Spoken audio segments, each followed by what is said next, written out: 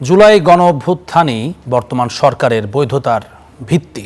সরকার জুলাই সনদ উপেক্ষা করলে সংকট তৈরি হবে বলে মন্তব্য করেছেন এনসিপির আহ্বায়ক ও বিরোধী দলের চিফ হুইপ নাহিদ ইসলাম।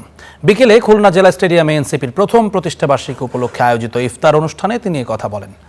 পুরনো সংবিধানের দোহাই দিয়ে সংস্কার কার্যক্রম থেকে সরে এলে হাজারো মানুষের আত্মত্যাগ ও রক্তের সঙ্গে বেইমানি করা হবে বলেও মন্তব্য করেন নাহিদ ইসলাম।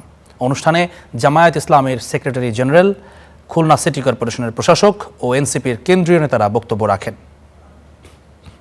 এই সরকারের বৈধতা হচ্ছে সেই জুলাই গণঅভ্যুত্থান, অন্তর্বর্তী সরকারের বৈধতা হচ্ছে জুলাই গণঅভ্যুত্থান এবং যে জুলাই সনদ আদেশ রয়েছে সেই আদেশ, এটা যাতে নির্বাচিত সরকার ভুলে না যায়, এটা যাতে আমরা কেউই ভুলে না যাই।